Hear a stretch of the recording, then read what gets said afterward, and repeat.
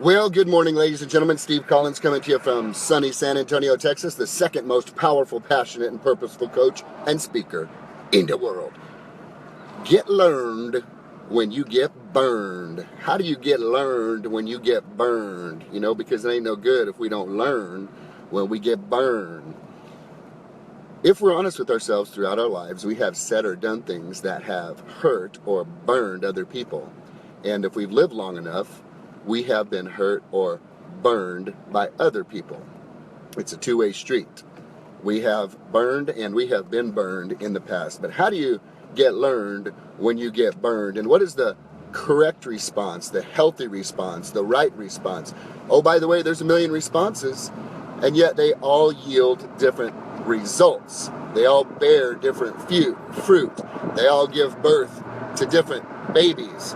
So how do you get learned when you get burned? What is the healthiest way, spiritually and physically? Because things that happen to us in our head affect our physical body in reaction or response. And the manufacturer of the product that was produced sent a owner's manual telling us how to handle these inevitable situations in ways that would cause us to have the best outcome possible.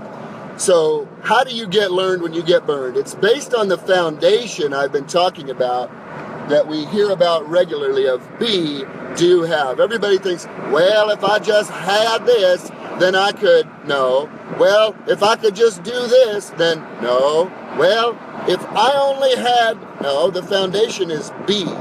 Be, do, have. Who do you have to become? What kind of person do you have to become to attract these things into your life rather than to have to pursue these things? Do you know that money is attracted, not pursued? Another story for another time. How do you get learned when you get burned, and how can you tell where you are in the process? The number one joy of getting burned is it exposes what's going on in your heart for you. The bigger you get and the more spiritual you become, the more you begin to look at people through the lenses of their past history. I've heard the story told one time of a couple who was coming out of an opera at night. They had parked down the street during the day when the sun was out. They then were leaving the opera and they were walking down the street. And as they were walking down the street, they noticed that all the lights were out in the street, and they noticed a long, lanky figure moving towards them with long, dirty hair that looked like this guy hadn't taken a shower in years, and he had like a wife beater on and arm sleeve tattoos and was smoking a cigarette, and his hand was kind of shaky, and he had a hoodie on and dark glasses even though it was night, coming towards them. And they had a visceral experience of fear and concern because they did not know. They were fearful for themselves seeing the image in front of them. Now play that same image over again, same scene. The next person to come out of that theater walks down the same street and sees the image. And as it gets closer, the mother realizes that's her son.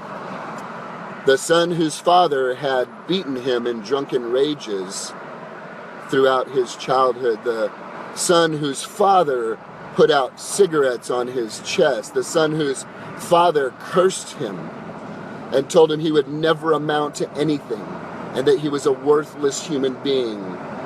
And ultimately, the son of the father who went to prison for abusing that boy's mother. Those are different eyes looking at that man. And what is the difference? The difference is knowledge of their history. Do you know, I've heard Diana Kokoska at Keller Williams Bold say she's come to realize that people are basically doing the very best that they can with what they have, and all of her suffering comes from her judgment of them. When you know a person's history, you understand why they do what they do. And this is the wisdom of the manufacturer of the product The manufacturer sees the history of every item created and manufactured, and therefore has eyes of compassion and mercy and grace, where we run into folks from time to time and we have no knowledge of their history. And here's what I guarantee you. If we did, we would likely have a completely different way of handling the situation, because we would know what they had been through that brought them to that place. And we, like Diana, could say, I realize they're doing the best they can with what they have, and all of my suffering comes from my judgment of them. You know, I attended a service recently, and I had what would be called a man of God tell me, you know, the good Lord had the devil, Jesus had Judas. Who are you to escape being hurt by those closest to you? Who are you?